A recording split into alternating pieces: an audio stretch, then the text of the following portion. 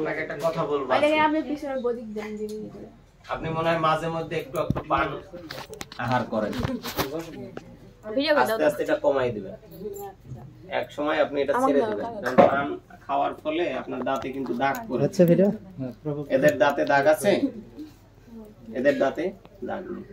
তো ওটা যদি আপনি ছেড়ে দেন, আমরা যদি খারাপ অভ্যাসগুলো বদ অভ্যাসগুলো পরিত্যাগ করি, তাহলে আমাদের জীবনটা কি হবে? পাপ মুক্ত হয়ে যাবে, পরিচ্ছন্ন হয়ে যাবে, স্বচ্ছ হয়ে যাবে। আর যখন আমরা পাপ মুক্ত হব, তখন আমরা এই হরিনাম করে ভগবানের কাছে ফিরে যেতে পারবো। বুঝতে পেরেছেন? আপনি কি সেটা চান? আপনার এই পান খাওয়ার ফলে আপনার অর্থেরও ক্ষতি হচ্ছে, তো সেই অর্থ দিয়ে আপনি কলা কিনবেন, দুধ কিনবেন, ফল কিনবেন, ভগবানকে ভোগ দিবেন, আর সেটা সবাইকে দিবেন। হ্যাঁ, সকলে মঙ্গল হয়।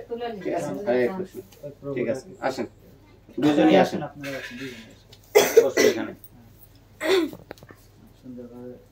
এটা দু হাতে নিন, দু হাতে ধরুন। হ্যাঁ, দু হাতে মাথার উপরে ধরুন এইভাবে।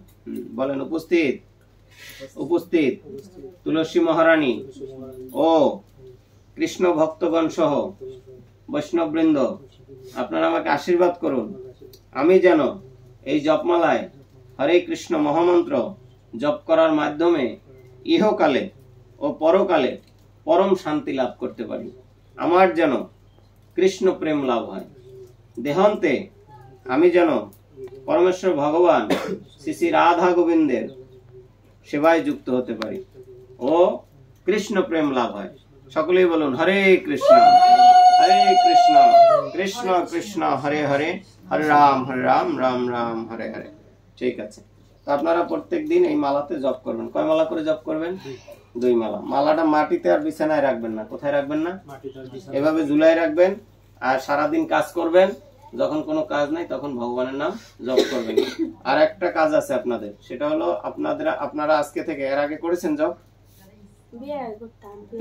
এই আজকে থেকে তো শুরু করবেন, কালকে করেছেন। হ্যাঁ, তো আপনারা কি করবেন? এই জপমালায় জপ করে নিজেদের কল্যাণ করবেন, পিতা মাতা পিতৃপুরুষ সকলের জন্য প্রার্থনা করবেন। ঠিক আছে? আর একটা কাজ করবেন, সেটা হলো এই জপমালায় আপনাদেরকে জপ শেখানো হয়েছে কি করে জপ করতে হয়। এইভাবে আরো 10 জন 20 জন 50 জনকে এইভাবে জপ শিখাই দিবেন। ঠিক আছে? তারা উপকৃত হবে, হবে কিনা? ঠিক আছে, কি নাম যেন বলছিলেন আপনার? সাগর হালদার। ঠিক আছে, ভালো করে জপ করুন, মানব জীবন সার্থক করুন। আর খেতুরি ধামে আসবেন ঈদের পরে 9 তারিখে। কিসের দোকান আপনার? আনন্দপুর, ওখানেই চাকরি করেন? হ্যাঁ, তাহলে আপনারা আপনি হলো ঈদের